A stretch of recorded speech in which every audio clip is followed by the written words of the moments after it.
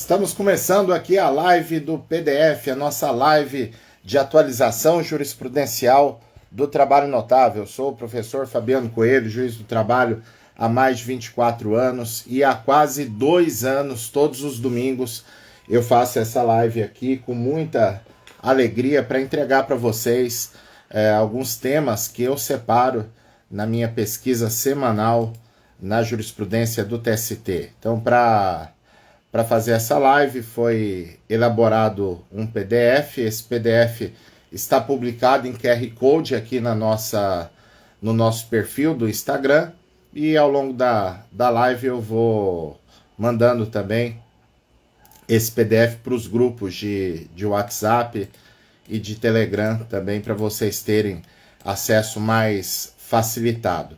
Claro que esse PDF ele parte de uma análise muito pessoal minha, daquilo que é importante, né? Mas pensando aqui não só assuntos novos, mas também pensando assuntos que sejam bem relevantes para o dia a dia da advocacia de vocês, para que vocês possam guardar, né, compilar esses julgados e utilizar no dia a dia.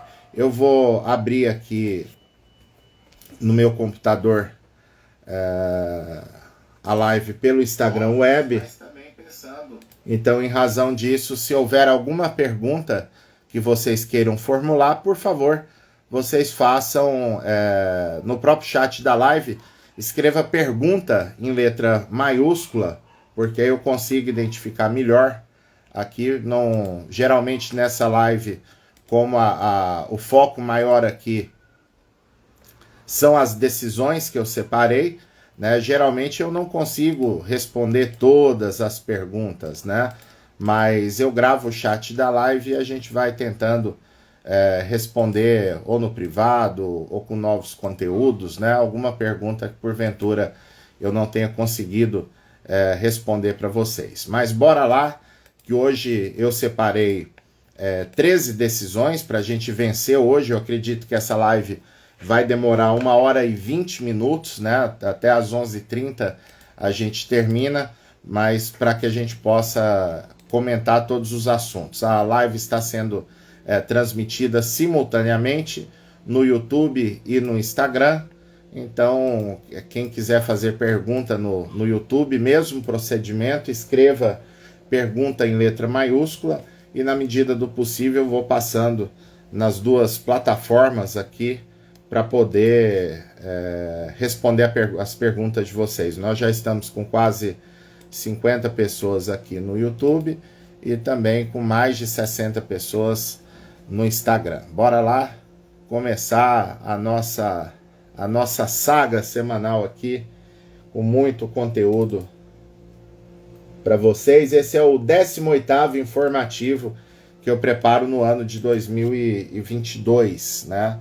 Para fazer esse material. Esse material é único, né? Porque para fazer o material, geralmente eu tiro a sexta-feira de noite e o sábado de tarde para ler todas as decisões colegiadas do TST, e a partir dessa leitura eu faço a separação daqueles temas que eu entenda que sejam importantes aqui para vocês. Então, o primeiro assunto aqui é muito importante porque foi publicado o acórdão do TST no IRR número 18. Né? O IRR 18 trouxe uma questão de litisconsórcio nos casos de terceirização, quando o empregado pede o reconhecimento do vínculo em razão de desenvolver a atividade fim. Então, eu não vou propriamente comentar a decisão, mas eu vou comentar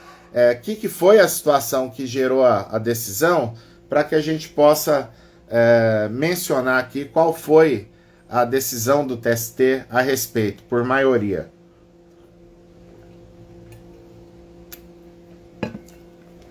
O Supremo, em 2018, em agosto de 2018, o Supremo decidiu a fixação de tese sobre a licitude da terceirização em atividade fim. né? E vocês sabem muito bem que o Supremo chegou à conclusão de que a terceirização na atividade fim, ela nunca foi proibida no direito brasileiro, né? Então, essa decisão adotada pelo STF, ela tem que ser seguida pela Justiça do Trabalho, mas a decisão do Supremo, ela muda completamente a posição do TST, porque o TST, até pela súmula 331, sempre entendeu que o desenvolvimento de atividades do trabalhador terceirizado em atividade fim do tomador de serviço, isso era ilegal e provocaria o automático reconhecimento do vínculo de emprego entre o trabalhador e a empresa tomadora de serviço. Então, a decisão do Supremo a respeito, ela inverte esse eixo de análise que vinha sendo feito pelo Tribunal Superior do Trabalho. Só que aí, o que aconteceu, gente? Tinha uma situação bem específica de uma empresa de telefonia com centenas de processos tramitando na Justiça do Trabalho com esses pedidos de reconhecimento do vínculo de emprego. Só que o TRT declarava o vínculo, né, e promovia, de certo modo, a exclusão da empresa prestadora de serviço. O TRT entendendo que quem tinha que responder mesmo era a tomadora de serviço, porque ela era a real empregadora.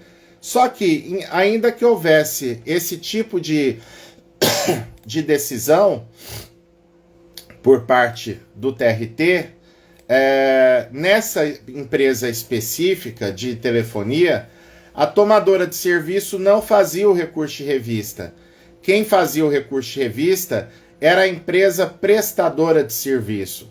Então, diante da tese do Supremo de que não há o vínculo pela mera prestação de serviço em atividade fim, o advogado dos reclamantes teve uma brilhante ideia.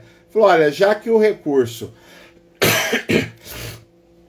quem recorre aqui não é o tomador de serviço, que é quem vai realmente responder pela sentença, então o que eu vou fazer? Eu vou peticionar renunciando qualquer direito, qualquer discussão envolvendo a empresa prestadora de serviço, porque com a renúncia, automaticamente o recurso de revista da empresa cai por perda superveniente do interesse processual e com isso vai transitar em julgado a condenação imposta para a empresa tomadora de serviço sem que ela tenha chance do TST alterar o resultado do julgamento, né? Então essa foi a sacada que o advogado do reclamante teve, porém os ministros divergiram quanto à possibilidade de acatar essa renúncia e declarar prejudicado o recurso de revista pendente, justamente porque isso é uma forma de burlar o sistema de precedentes criado pelo CPC e que é amplamente aplicável à Justiça do Trabalho. Então, nesses termos, foi aberto o incidente de recurso repetitivo e, por maioria, vencido o relator, o entendimento, conforme a decisão do Pleno, que eu coloco aqui para vocês, o entendimento é que nesses casos em que o trabalhador era contratado por uma prestadora de serviço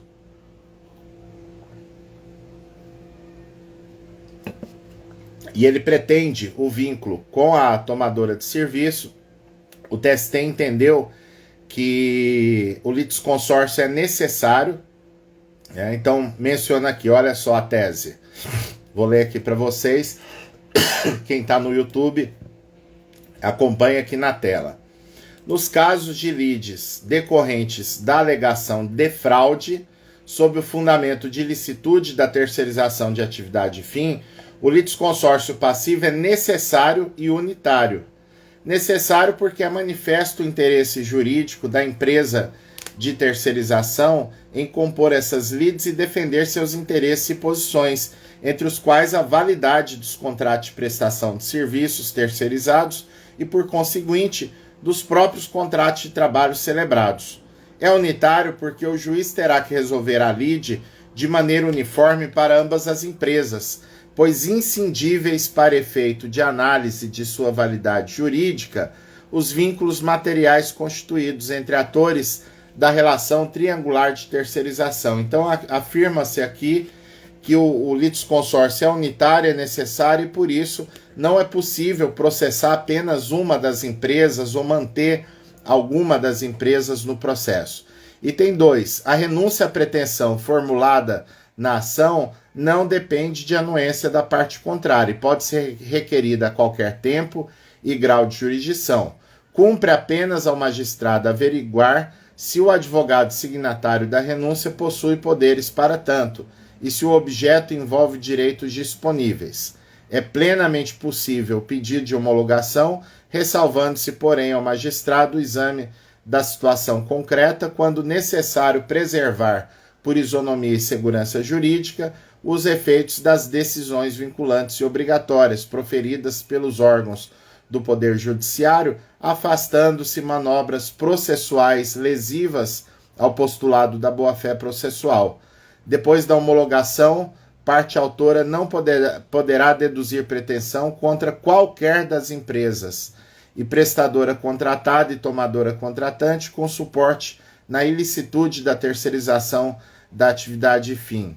O ato homologatório, uma vez praticado, acarreta a extinção do processo e, por ficção legal, resolve o mérito da causa, produz coisa julgada material, atinge a relação jurídica que deu origem ao processo e somente é passível de desconstituição por ação rescisória ou ainda pela via da impugnação à execução ou dos embargos à execução e acarretará a perda do interesse jurídico no exame do recurso pendente de julgamento. Em sede de mudança de entendimento dessa Corte, por força de uma unitariedade imposta pela decisão do STF, a ausência de prejuízo decorrente da falta de sucumbência cede espaço para a impossibilidade de reconhecimento da ilicitude da terceirização. Sendo assim, como litisconsorte necessário, a empresa prestadora, que apesar de figurar no polo passivo, não sofreu condenação, possui interesse em recorrer da decisão que reconheceu o vínculo de emprego entre a parte autora e a empresa tomadora de serviço. Diante da existência de litisconsórcio necessário e unitário, a decisão obrigatoriamente produzirá a idênticos efeitos para as empresas prestadora e tomadora de serviço no plano do direito material.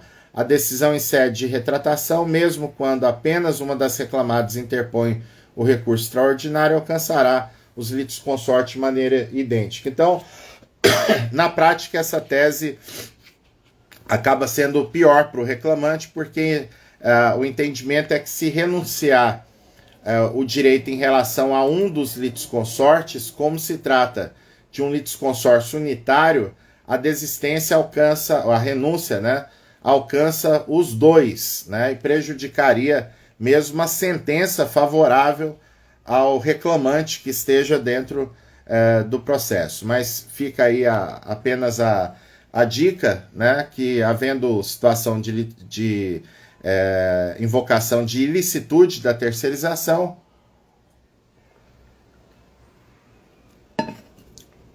será necessário processar as duas empresas, né, porque o resultado deve ser o mesmo para ambas. Aí algum de vocês pode pensar assim, professor, mas isso aí não tem importância nenhuma mais, porque se o Supremo disse que não tem ilicitude na terceirização da atividade fim, esse tipo de ação acabou na Justiça do Trabalho. Não. Não é bem assim, esse tipo de ação não acabou na Justiça do Trabalho, porque,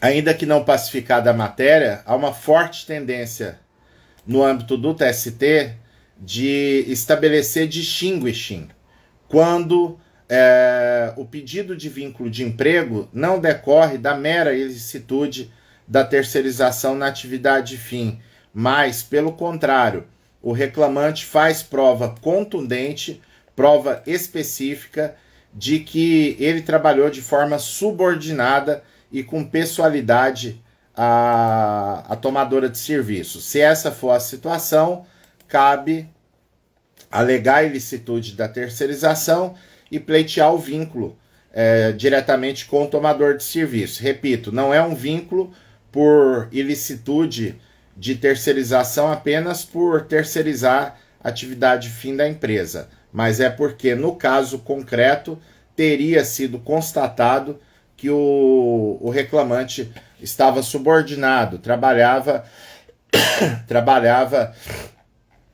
nas circunstâncias, né, com os requisitos da configuração da relação de emprego. Deixa eu só ver se respondo alguma pergunta aqui, uma do YouTube e uma do Instagram, para a gente poder ir atendendo o pessoal que está por aqui também. Grande abraço para o amigo Rodrigo Sá, Pedro Almeida de Recife, está aqui também. Um grande abraço, Pedro, e os colegas de Recife foram de uma generosidade gigantesca na nossa passagem lá por Recife. E sábado que vem, guardem na agenda, eu estarei em São Paulo numa palestra sobre a prática das ações acidentárias trabalhistas, né? Então a palestra vai ser 10 horas da manhã, tá? Eu não divulguei ainda porque eu estou esperando para confirmar o espaço, a sala direitinho, né?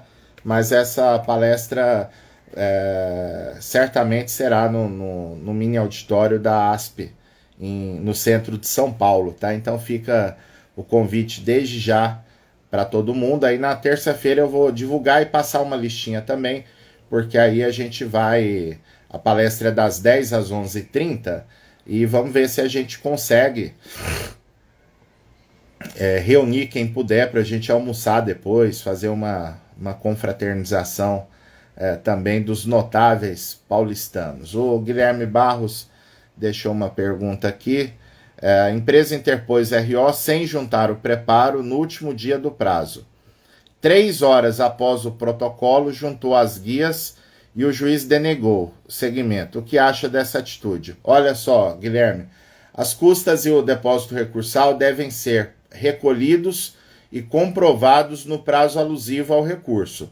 Se a juntada tiver sido feita ainda no último dia, né, tá tudo certo. Agora, se a juntada foi feita já dentro do 9º dia, aí já era. Nesse caso, pode apresentar o agravo de instrumento que tem a chance, inclusive, de ter retratação por parte do magistrado, né? Se não, no agravo de instrumento, possivelmente você vai conseguir reverter essa decisão. Veja aqui muitos amigos também no YouTube, estamos com quase 100 pessoas aqui no YouTube, Zildinha, Lauro Campos, muito bom, Maria Catarina, Bruno Olegário, muito bom ver todos vocês por aqui. Deixa eu ver, tem uma pergunta aqui, é a mesma pergunta do Guilherme, deixa eu ver se tem alguma pergunta. Maria Catarina, poderia renunciar a ação contra uma das litisconsortes até que momento da ação? Acaba, Catarina, que da forma como o TST julgou esse precedente, esse incidente de recurso repetitivo, não pode renunciar contra ninguém, porque se realmente as duas são influenciadas por essa decisão, o que o TST está dizendo aqui é que se renunciar em relação a uma, estará automaticamente renunciando em relação à outra, porque a solução a ser dada, sendo uma situação de litisconsórcio necessário e unitário, a solução tem que ser a mesma para as duas. Então, se o juiz homologa a renúncia em relação a uma das reclamadas, automaticamente estará prejudicada a tramitação da ação em relação à outra reclamada. Então, não cabe essa renúncia pela diretriz aqui do TST. O segundo ponto eu acho bem interessante. Talvez eu tenha uma leve impressão que eu já trouxe esse assunto numa live há mais de ano atrás, mas eu não tenho certeza. O que era a situação aqui? O empregado entrou com ação pedindo o vínculo de emprego e horas extras, entre outras pretensões. Como a empresa resistiu em relação ao vínculo, a empresa sustentava que o reclamante não era empregado seu, a empresa não tinha cartão de ponto, porque ela não tratou o reclamante como sendo um empregado. Então, diante da situação, o tribunal entendeu que era razoável, era legítimo a empresa não apresentar os cartões de ponto, porque o vínculo de emprego era controvertido.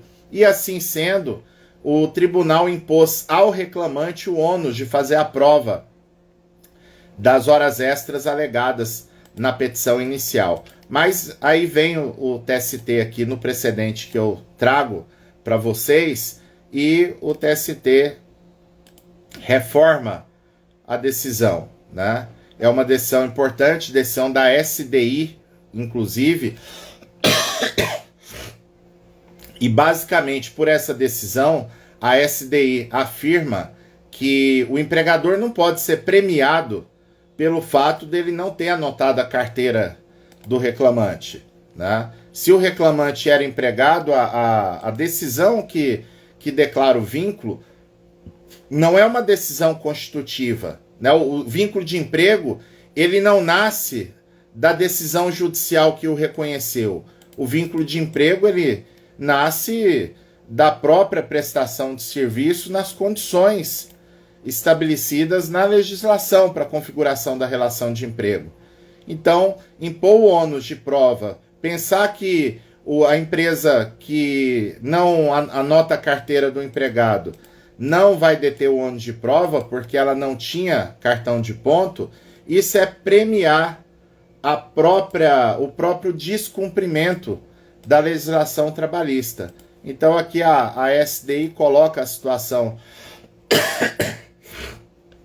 no seu devido lugar, dizendo que se o reclamante era empregado, ainda que sem que a empresa registrasse a carteira, era obrigação do empregador manter o controle escrito de jornada. Se não manteve, pela falsa alegação de que não havia relação de emprego, então a empresa vai ter o ônus de prova, já que ela não juntou o cartão de ponto, ela vai ter que provar então que a jornada do reclamante não era aquela estabelecida na petição inicial, né? Então, interessante precedente aqui da SDI e uma situação que vocês podem seguramente vivenciar na prática dos processos de vocês.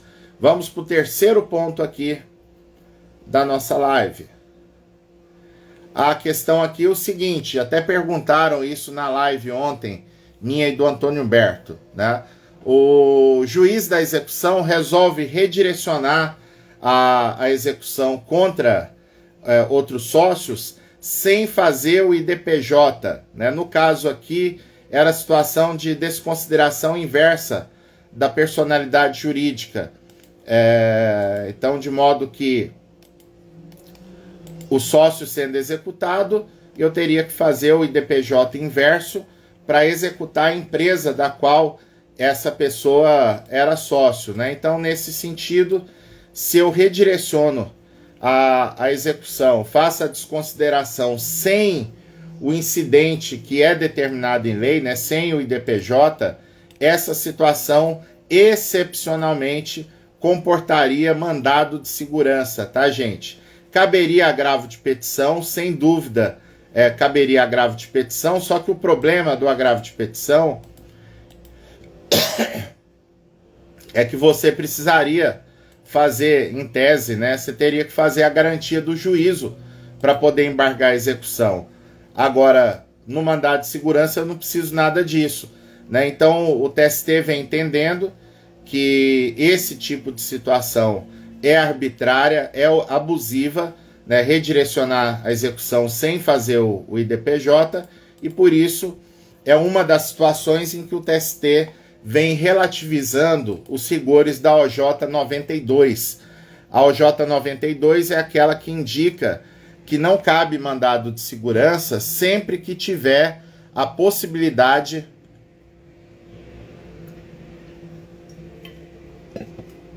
de um recurso, ainda que diferido, ou seja, ainda que num outro momento do processo judicial. Mas nessa situação aqui, como é um caso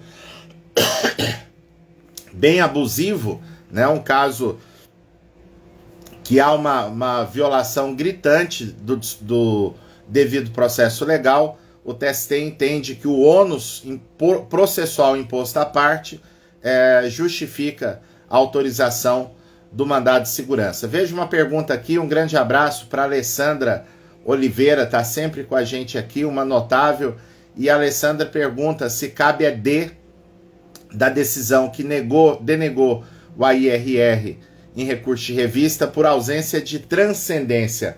Olha só, Alessandra, eu, data vênia, né, com todo respeito ao entendimento dos ministros do TST, é uma questão lógica, até coerência com a jurisprudência do tribunal, mas o que acontece?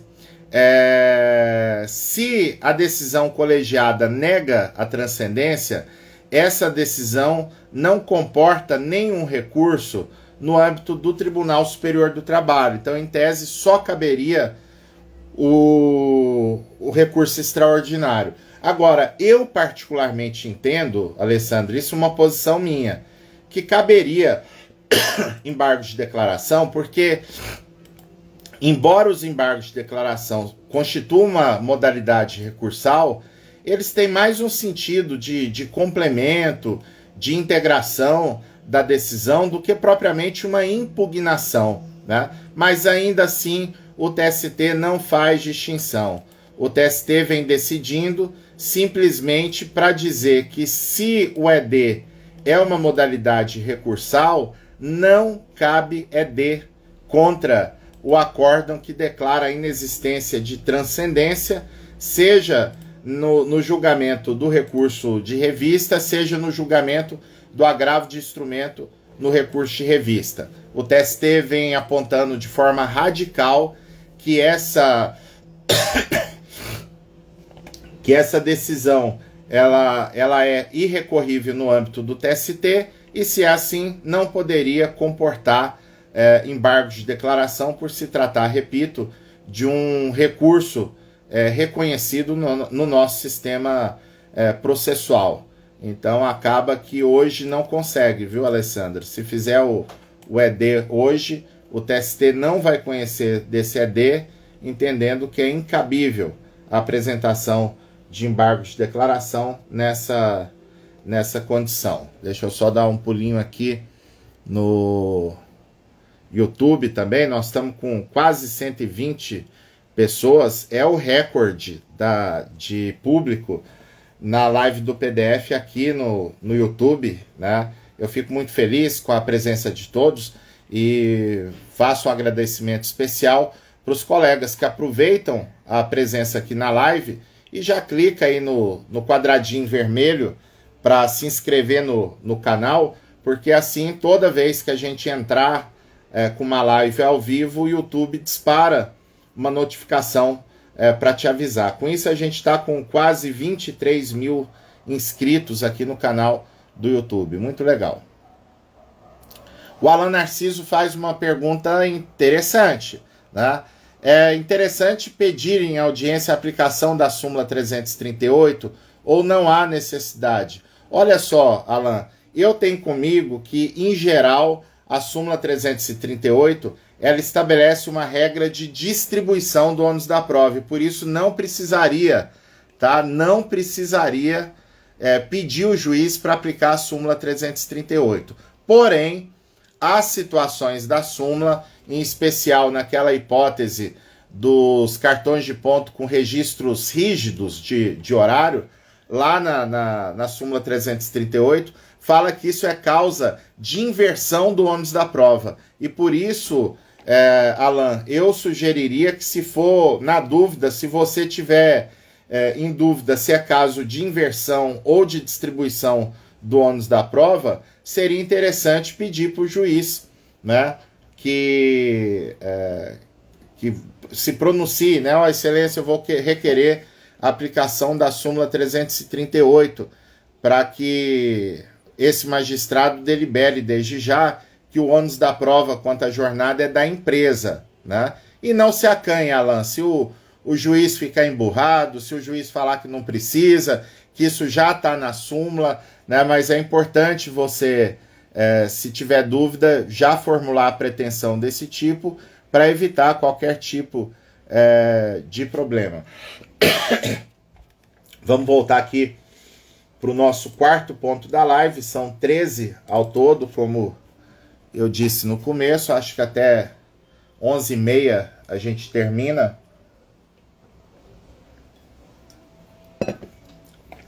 A live, se der certinho na programação aqui que eu fiz. Quarto ponto. É cabível mandado de segurança para que a penhora salarial não prejudique a percepção do salário mínimo pelo devedor.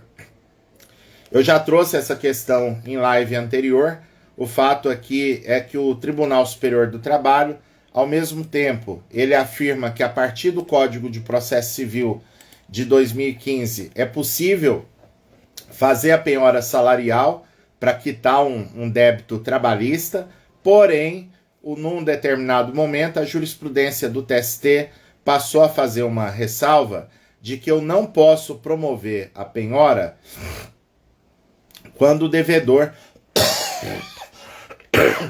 quando o devedor ganha salário equivalente ao mínimo legal, né? Porque se eu fizer a penhora em cima do salário mínimo, né, a pretexto de garantir o crédito, garantir o recebimento de um crédito salarial pelo reclamante, eu estou privando o reclamado, executado, do numerário necessário para a sua subsistência. Então, nesse sentido, aqui no precedente que eu separei, um dos executados ganhava o salário mínimo, o outro ganhava um pouquinho mais, dava 1.300 e alguma coisa. Só que o juiz mandou penhorar 30% do salário. Então, se fosse penhorar os 30% daquele que ganhava R$ 1.300, sobraria para esse executado menos do que um salário mínimo, né? Então, fica a dica aqui, em especial para advogados de reclamados, né, que quando houver essa determinação de penhora, verifique isso, né, pela lógica que tem sido adotada pelo TST, a penhora não pode ser feita em situações em que ela faça com que o executado fique recebendo menos do que um salário mínimo. Então você pode impugnar a penhora, inclusive com mandado de segurança, em razão dessa particularidade.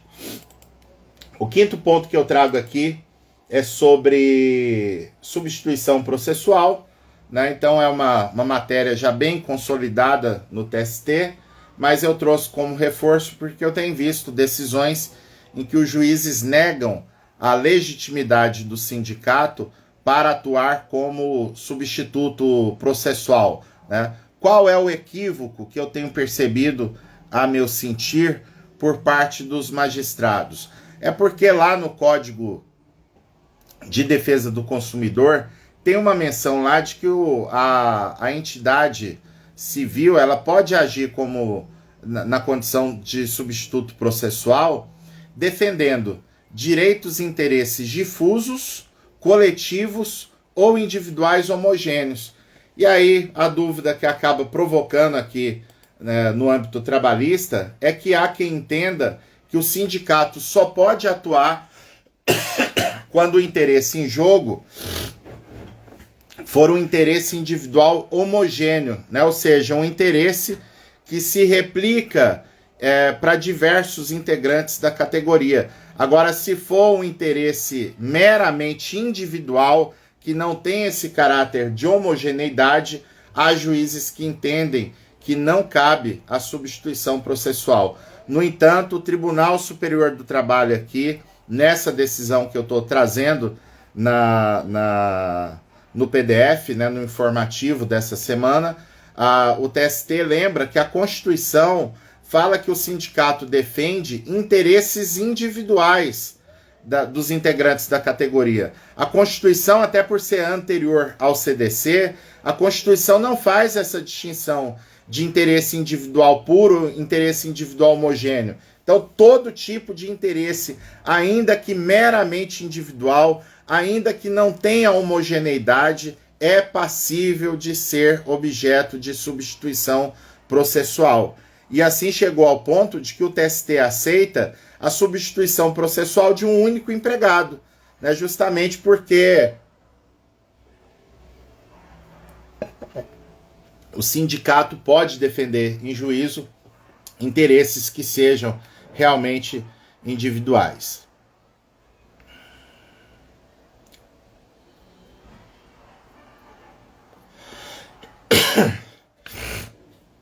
Perfeito, bom dia para Sandra Henriques. A Sandra está sugerindo uma live sobre pressupostos processuais no TST. Eu tinha até programado, Sandra, de ter feito essa live quinta-feira, e foi um descuido gigantesco da minha parte, porque eu esqueci que quinta-feira começava, era o dia do retorno da live do Rafael Lara e da Carolina Tupinambá, que eu aproveito para deixar o convite aqui para vocês, que eu considero assim a melhor live jurídica de todas que tramitam nas redes sociais, né? O Rafael e a Carolina Tupinambá, eles têm um entrosamento sensacional e eles são muito criativos, têm a experiência, né, de quem está no campo de batalha.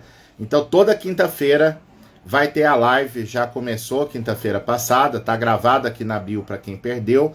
Toda quinta vai ter a live 30 minutos de prática trabalhista, né? Vai ser uma live das 7h50 às 8h20, sobre algum tema da prática, em que o Rafael Lara, que é professor notável, presidente da OAB de Goiás também, e a professora Carolina Tupinambá, né, advogada no Rio de Janeiro, uma professora incrível, é da Academia Brasileira de Direito do Trabalho. Então toda quinta eles estarão aqui no nosso perfil. Então, Sandra, eu vou ver a agenda aqui direitinho. Essa semana vamos fazer essa live. É uma necessidade que eu tô sentindo também, da gente reforçar esse conteúdo com vocês. Amanhã eu vou ter que fazer um procedimento, que eu vou ter uma pequena internação hospitalar, e se Deus quiser, se der tudo certinho, de tarde eu vou para Formosa. Então creio que eu conseguiria fazer essa live na quarta-feira, mas aí eu divulgo direitinho. Deixa eu ver aqui. o Cristian Júnior, acho que é Alexandre, né?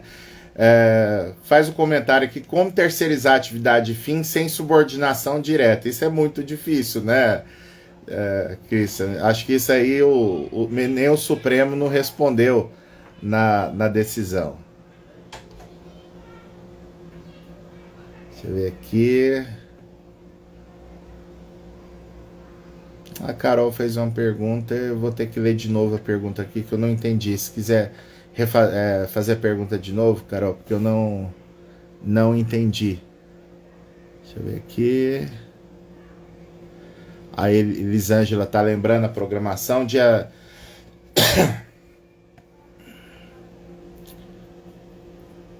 Eu vou falar aqui.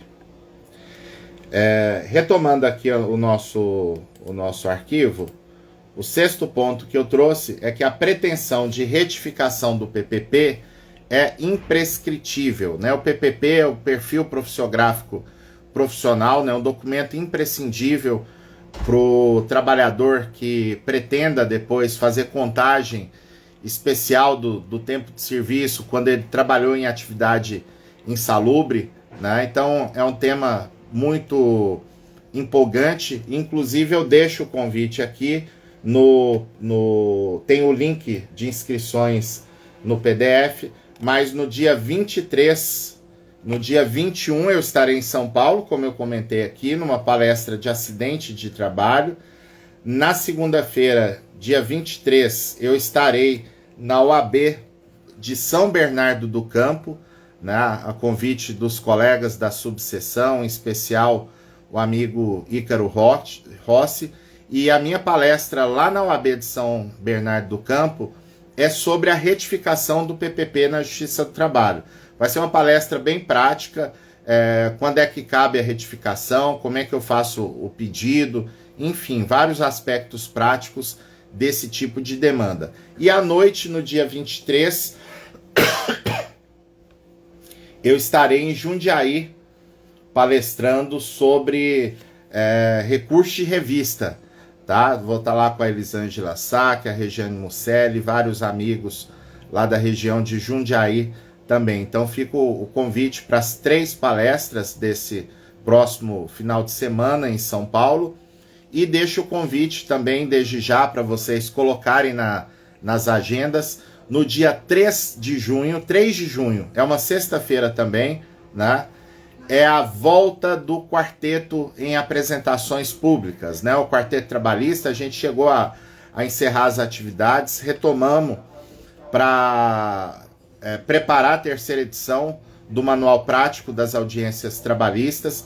E no dia 3 de junho, no período da tarde, a gente vai divulgar o local ainda, mas será o lançamento nacional da terceira edição do nosso livro de audiências trabalhistas. Então a gente vai oferecer para a comunidade de São Paulo, a gente está vendo ainda se vai ser possível fazer a transmissão online ou não, mas estaremos eu, Antônio Humberto e Platão Neto tratando de questões de ônus da prova, das diversas etapas da audiência trabalhista e também de como o advogado deve se preparar para a audiência, né? Infelizmente o nosso colega Ney Maranhão não poderá estar nessa data conosco, mas fica o convite, vai ser um evento bem legal em São Paulo no dia 3 de junho. Então, prosseguindo aqui, um assunto que eu gosto muito de comentar.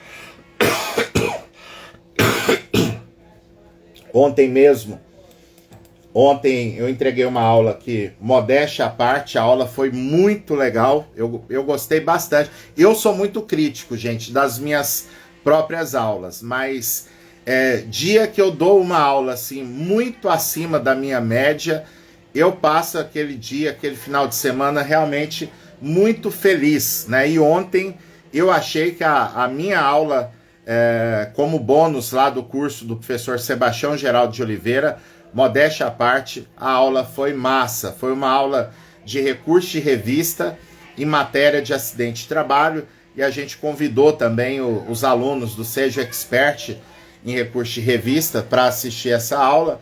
Né? Esse curso Seja Expert fez 2 anos ontem, né? A gente tem quase 1.100 alunos, né? Então eu comentei alguns aspectos com o pessoal que tem chegado recursos no Tribunal Superior do Trabalho, né? E aqui nessa decisão 7 que eu coloquei aqui no PDF, tem 2 assuntos muito importantes na mesma decisão. O primeiro é que nada impede a acumulação da pensão mensal a cargo do empregador com o pagamento de benefício do INSS, né? Então, se o empregado ficou afastado do INSS, ele recebeu o benefício do INSS ok, porque ele ostentava a condição de segurado, né? Então, na relação previdenciária, ele satisfez os requisitos legais para ter direito ao benefício previdenciário. Agora, na esfera da responsabilidade civil, o empregador vai pagar ainda a pensão mensal. Então, nessa circunstância, não cabe abater da pensão mensal a cargo do empregador o pagamento feito pelo INSS, porque são relações jurídicas, são origens de pagamento distintas, né? E uma outra questão muito importante para se colocar aqui, que também está nessa decisão que eu trago aqui para vocês, é o seguinte, né? O período em que o reclamante ficou afastado recebendo benefício do INSS é um período de incapacidade total, não importa o que tenha dito o perito, tá, gente? Olha só o que afirma aqui o TST, né?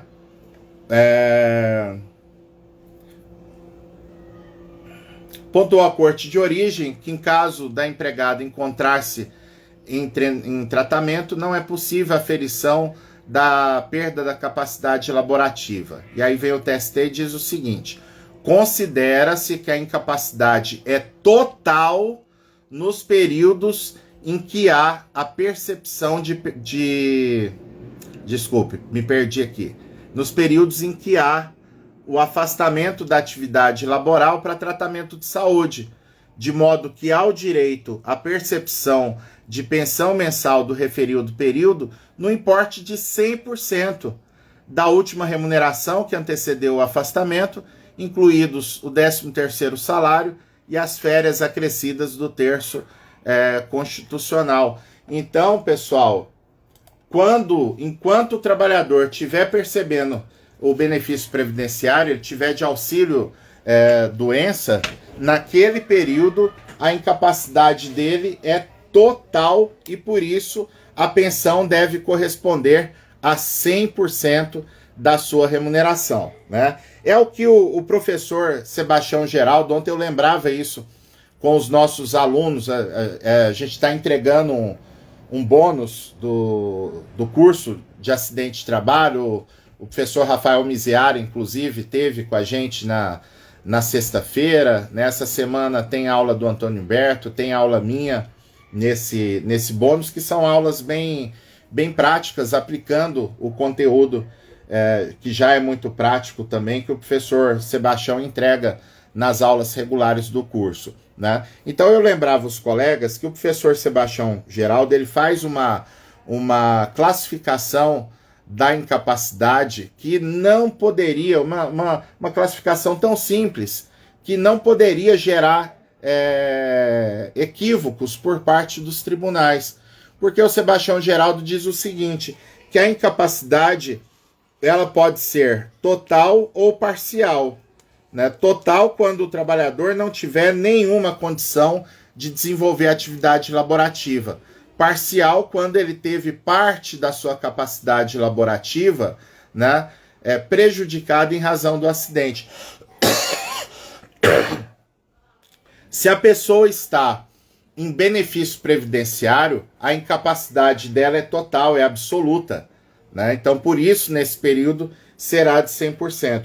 E o professor Sebastião ainda fala que essa incapacidade ela pode ser temporária ou pode ser definitiva, né? Então, se for temporária, como é o caso aqui da percepção de benefício previdenciário, isso não retira o direito do trabalhador a receber indenização. Imagina que o empregado sofreu acidente, ele ficou 8 meses afastado, recebendo benefício previdenciário, ficou em tratamento e ao final ele conseguiu, ao final ele não ficou com sequela. Então o fato dele não ter ficado com sequela não quer dizer que ele não teve dano a ser ressarcido. Ele teve dano sim, ele teve a perda total, porém temporária, da capacidade laborativa por 8 meses. Então, no exemplo que eu dei, vai ter o pagamento por 8 meses, né, da indenização por dano material, correspondente à perda total da capacidade laborativa nesse período, né? Seria nesse sentido. Um grande abraço para a Maísa Viana, tivemos junto na sexta-feira e realmente está muito legal ter acabado a pandemia, né? Eu estou conseguindo ir toda semana num lugar diferente, né, para alguma palestra, e anteontem eu palestrei no evento aqui do IGT, do Instituto Goiano de Direito do Trabalho, além de estar com o nosso notável Rafael Lara Martins, vários alunos estavam por lá e é realmente muito bom a gente poder conhecer vocês pessoalmente, dar um abraço, tirar uma foto, conversar um pouquinho, realmente é muito legal. Polidório, bom dia. Polidório pergunta o seguinte: pode pedir nulidade da sentença quando o juiz resolve proceder na audiência de instrução e julgamento sem que o reclamante antes tenha acesso à contestação e documentos? Aí a gente tem que pensar exatamente a hipótese, né, Polidório? Porque se for por o processo de trabalho, ele tem como regra a audiência una, então, em tese, é plenamente possível o juiz fazer a audiência una, né, de instrução, sem que o reclamante tivesse acesso anterior à contestação, já que a contestação é um ato de audiência, né? Então, se a contestação foi entregue em sigilo, o juiz quebra o sigilo na hora da audiência, permite que o advogado do reclamante proceda à leitura da defesa, converse com o seu cliente acerca da defesa, aí o juiz pode prosseguir na instrução. Agora, simplesmente quebrar o sigilo da contestação, não dá sequer vista em mesa para que o advogado e o reclamante conheçam o teor da contestação e prossiga na instrução, aí me parece que há uma violação grave do contraditório, tá, Polidório? Então, nesse caso, teria que fazer o registro de protestos, né, para não ter a preclusão, né, e diante da insistência do juiz naquele procedimento, né, registra os protestos e se a decisão for desfavorável, eu vou apresentar no recurso uma preliminar de cerceamento do direito de defesa, do contraditório e do próprio devido processo legal. Mas isso, a meu sentir, permitiria nulidade, sim.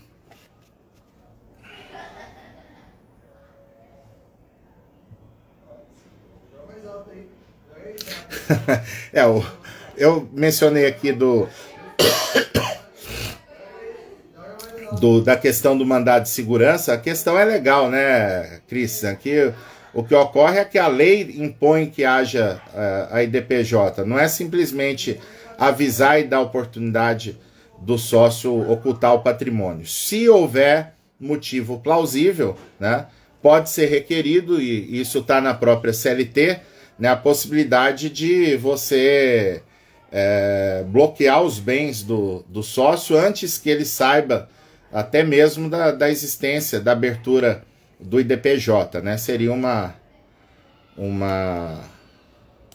tentativa válida, né, de evitar que ele dissipe o seu patrimônio. Oitava questão, mais uma pegadinha, digamos assim, em relação ao preparo. Olha só o que aconteceu nesse processo.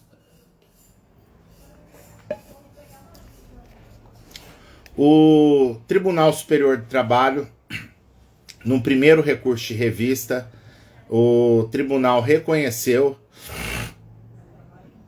a responsabilidade da empresa sobre um determinado pedido e mandou voltar o processo para o TRT julgar de novo a matéria. O TRT julgou e majorou o valor da condenação. E aí, nesse meio tempo, quando chegou o momento para a empresa fazer o recurso de revista novamente, aquela tabela da presidência do TST, né, que indica os valores máximos de depósito recursal, a tabela tinha sido majorada. E por conta disso,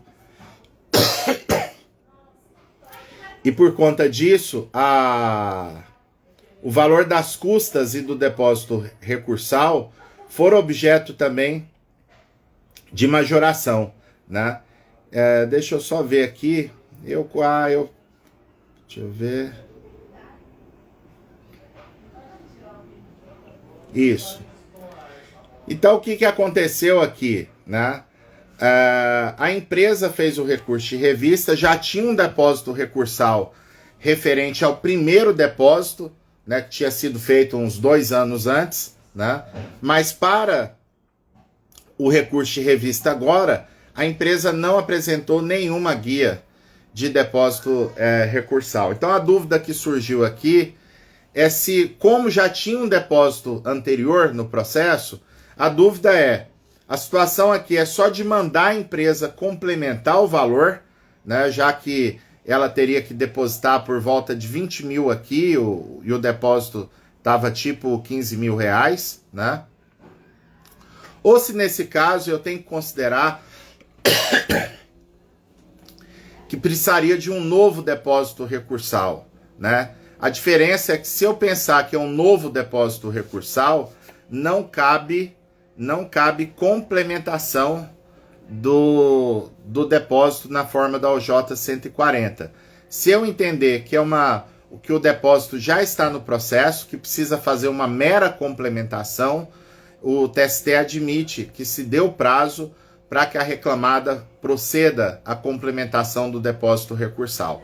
Só que aqui o TST entendeu que, como era um novo recurso, né, a parte deveria ter feito a apresentação de uma nova guia de depósito recursal, que no caso poderia ser até com a diferença, né, pedindo para aproveitar o depósito que tinha sido feito anteriormente. Mas o fato é que a terceira turma do TST considerou o recurso deserto, porque entendeu que, como era uma situação de majoração do depósito do segundo recurso em relação ao primeiro recurso de revista, a majoração não se confunde com a mera complementação.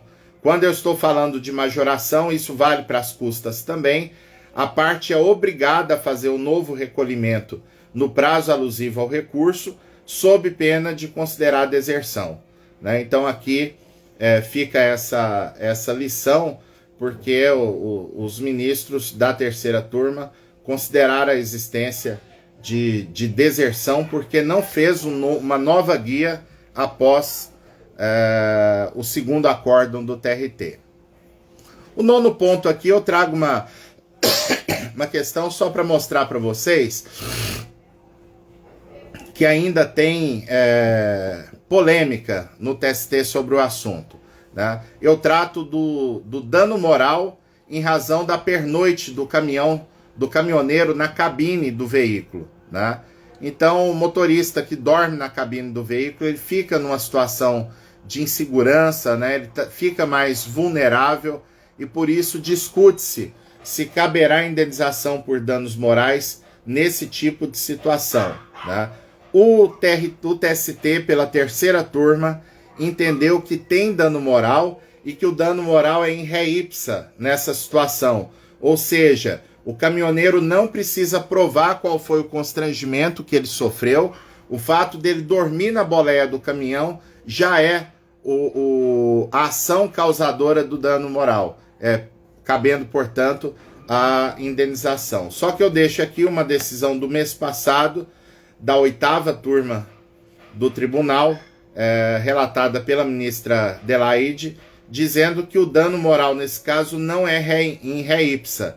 É preciso que o trabalhador demonstre que tipo de constrangimento ele sofreu por dormir no veículo, né, na própria cabine do caminhão. Então fica aí para vocês analisarem essa situação. Deixa eu só dar um pulinho aqui no YouTube.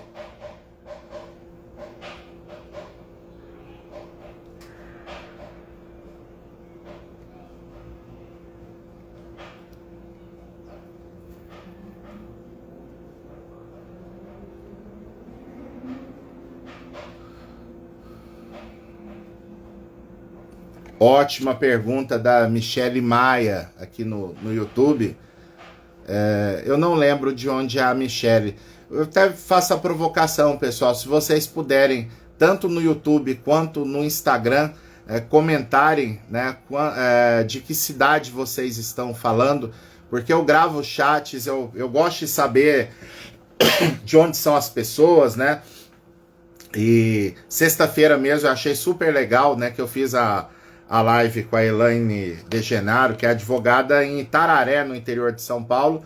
Aí um colega de um outro curso que está com a gente, o Geraldo, poxa, professor, que legal, a Elaine é advogada aqui em Itararé, que é a minha cidade também, então eu gosto de saber de onde o pessoal tá, a gente ir gravando o nome de todo mundo é muito, muito legal. Mas a Michele Maia perguntou aqui o seguinte: se cabe pensão mensal, pensão vitalícia acumulada com o salário quando o contrato de trabalho continua ativo? Excelente pergunta, porque volta e meia eu tenho visto tribunal indeferir a indenização por dano material, dizendo que haveria um bis in idem, porque a empresa já paga pelo salário do empregado, já que o contrato está em aberto. É plenamente possível essa acumulação. A jurisprudência do TST é mais do que pacífica a respeito, porque são pagamentos, Michele, de origem distinta. Eu vou receber o meu salário porque eu presto serviço para a empresa. Eu vou receber a indenização por dano material, a pensão mensal vitalícia, em razão da responsabilidade do empregador. Então são fatos jurídicos distintos e que permitem a criação de pagamentos autônomos e que são cumulativos sim, tá? 10º ponto aqui da live. Empregados que trabalham na emissão e administração de cartão de crédito de loja, né? Você vai num magazine desses, tipo C&A, Riachuelo, Pernambucanas, né? Essas lojas têm o cartão de crédito próprio da loja, mas geralmente quem administra esse cartão é uma instituição financeira, né? É uma operadora de cartão de crédito. Mas aí fica a dúvida: se os empregados que trabalham exclusivamente nas atividades do cartão da loja, se eles seriam bancários ou seriam financiários, né? E o Tribunal Superior do Trabalho vem dizendo aqui que não é nenhum nem outro, né? Que eles estão num trabalho mais próximo à figura dos correspondentes bancários, né?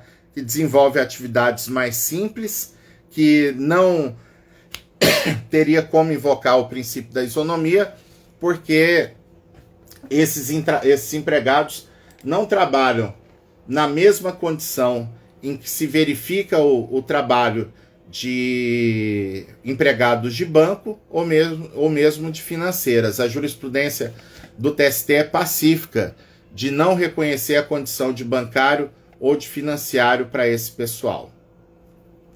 Ponto 11 aqui, essa situação, essa decisão aqui, bem dramática, eu achei interessante trazer aqui para vocês. É muito comum o gerente de banco, ele ir até o cliente para, às vezes vai buscar um depósito, às vezes vai pegar assinatura no documento, enfim, né?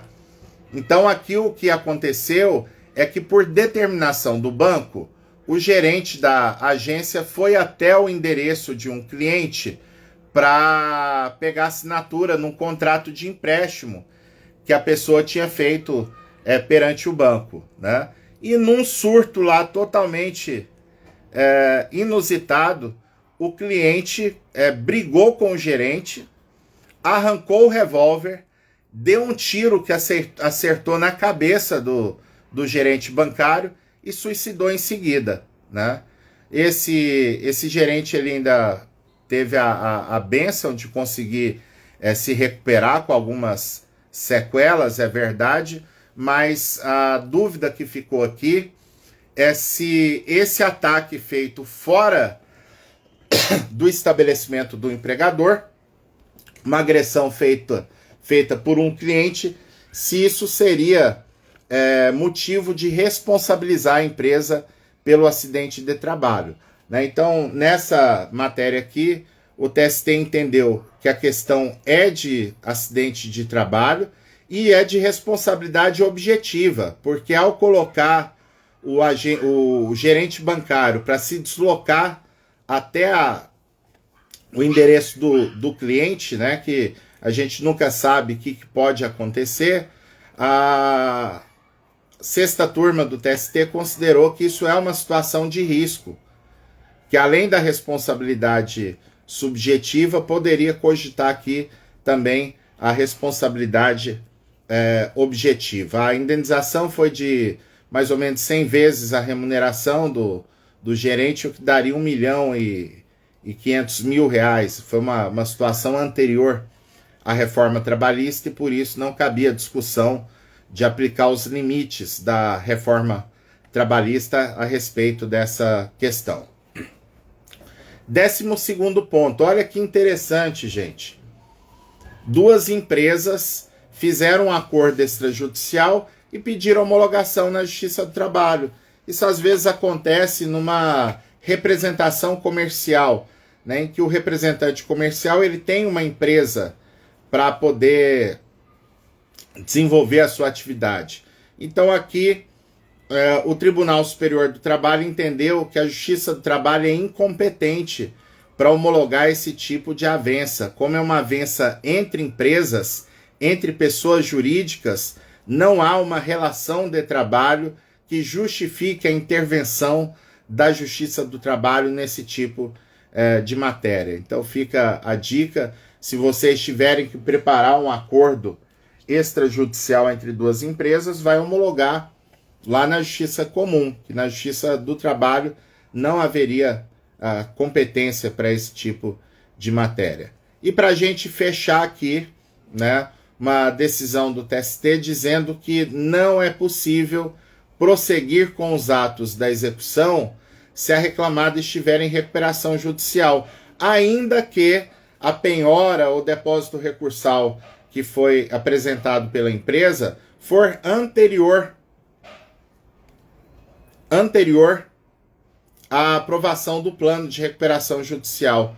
O que importa é que a partir da aprovação do plano, os bens da empresa em recuperação judicial, eles devem ser arrecadados e centralizados perante o juízo da recuperação judicial e por isso, no entendimento do TST, a matéria é pacífica nesse ponto, não cabe prosseguir na execução ainda que tenha dinheiro penhorado nos autos. A única possibilidade que o TST aceita, né, agora há uma discussão pela mudança da lei de recuperação judicial, se isso teria algum tipo de mudança na jurisprudência atual, mas o fato é que o TST permite você fazer a desconsideração da personalidade jurídica da empresa em recuperação judicial e executar os sócios cujo patrimônio não tiver sido arrecadado na recuperação judicial,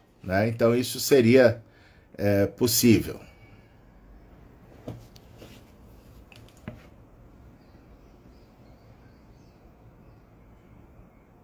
Boa pergunta. A Vânia está perguntando aqui no YouTube se na situação que o motorista ficou na cabine do caminhão, se ele não teria direito a pleitear algum adicional, algum acúmulo pela vigilância do caminhão. Se ficar constatado, Vânia, se ficar constatado que realmente havia a obrigação de que ele vigiasse o caminhão, né? Então, nesse caso, caberia não um salário de vigilante, né? Mas poderia pensar em pagamento de horas de sobreaviso, né? E um acúmulo de função como vigia, né? Não como vigilante por não ter o trabalho armado, mas em tese é possível ter esse tipo de pedido. Não vi ainda no TST nenhum precedente a respeito, mas é uma situação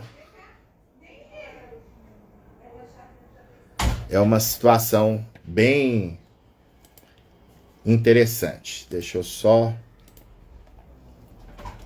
checar aqui se eu não pulei nada. Não pulei. Então, pessoal, antes de terminar, no domingo passado eu até esqueci de fazer esse procedimento final, que é da gente verificar fazer um resumo aqui, o que foi tratado, quais foram os 13 temas tratados, e me ajuda bastante se vocês puderem indicar aí no chat da live qual o tema vocês curtiram, vocês acharam mais relevante, um tema que vocês já estão vendo que vão utilizar na prática. Eu vi até colegas, enquanto eu comentava, colegas dizendo aqui, professor, mas esse item X caiu como uma luva, eu estou com um processo assim, já vou utilizar essa decisão no meu processo. Então, fazendo aqui um resumo, se vocês puderem comentar qual foi o mais relevante para vocês, é interessante até para que a gente possa depois fazer uma outra live, fazer um conteúdo aprofundando a questão.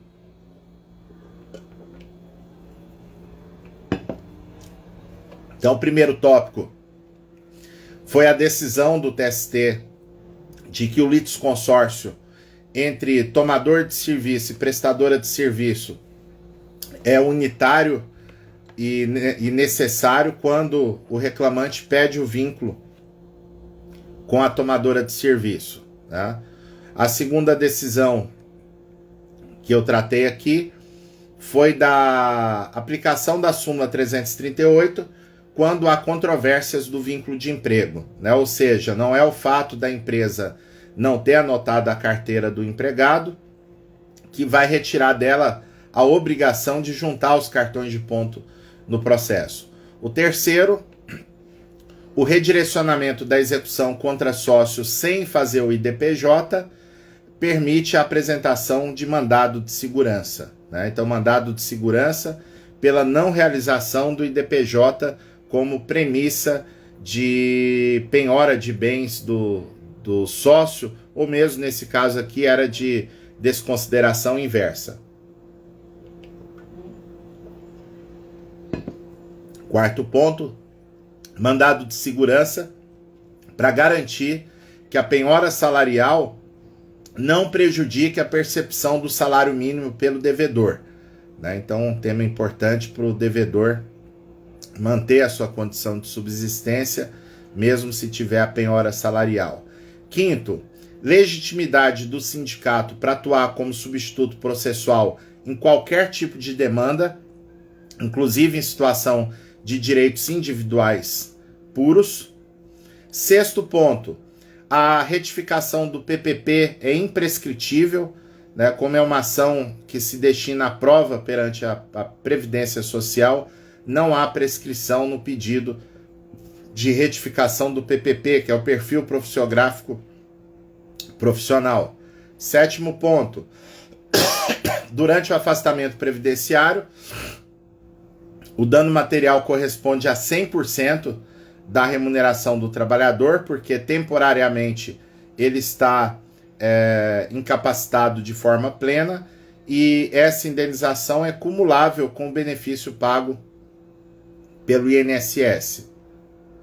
Oitavo ponto, deserção quando há um segundo acórdão regional e ao apresentar o segundo recurso de revista, havendo a majoração da condenação e majoração também da tabela de valores de depósito recursal, o reclamado não apresenta uma nova guia de depósito recursal. Isso implica na deserção, segundo o TST, sem possibilidade de concessão de prazo para corrigir. Nono ponto, divergência jurisprudencial sobre a configuração de dano moral em ré ipsa, em razão de pernoite do caminhoneiro na cabine do veículo. Ponto 10. O trabalho na emissão e administração de cartão de crédito de loja não configura atividade de bancário ou de financiário. Ponto 11. Acidente de trabalho a agressão sofrida pelo gerente bancário no endereço do cliente, né, quando visita o cliente por determinação da instituição bancária. O ponto 12, é impossível a homologação de acordo extrajudicial envolvendo pessoas jurídicas na Justiça do Trabalho. E, por fim, item 13, na recuperação judicial, não é possível prosseguir na execução contra a recuperação judicial no âmbito da Justiça do Trabalho, ainda que haja a ocorrência de valores penhorados, bens penhorados ou depósito recursal realizado antes da aprovação do plano de recuperação judicial. E com isso, nós vamos... eu vou só pensar mais duas perguntas e aí a gente encerra, né? Eu tinha programado de terminar 11h30, nós temos 4 minutos aqui.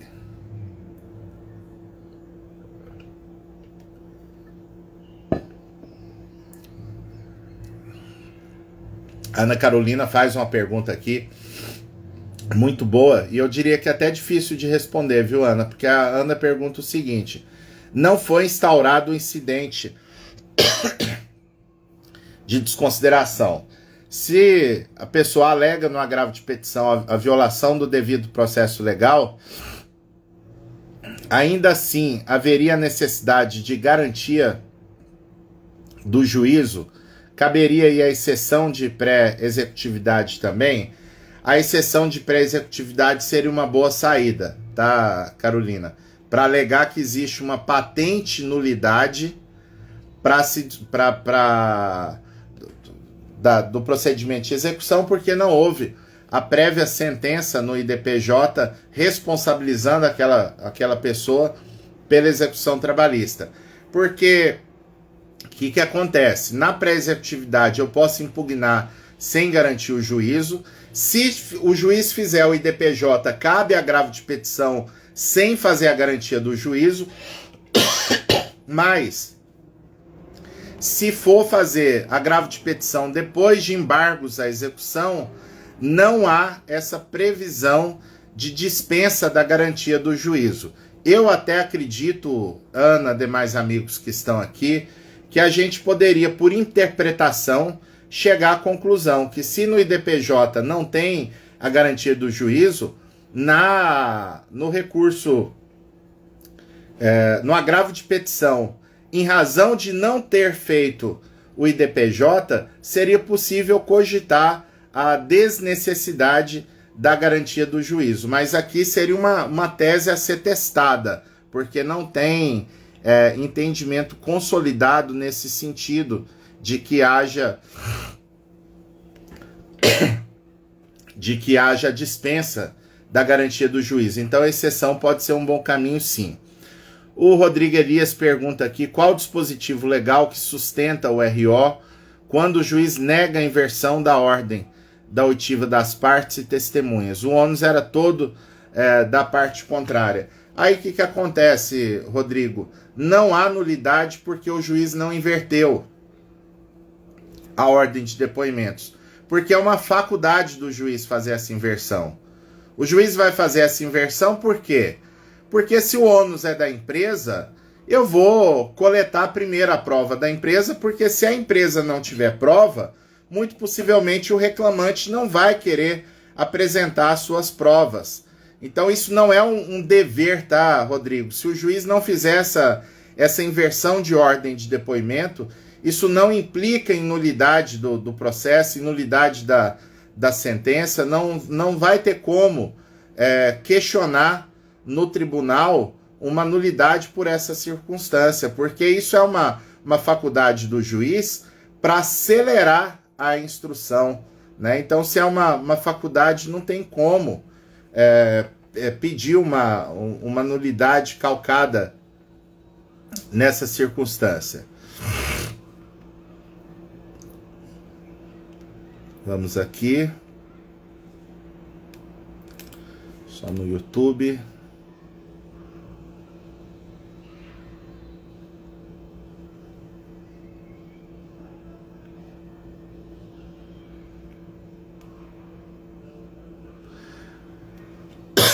Acho que não estou achando nenhuma pergunta mais.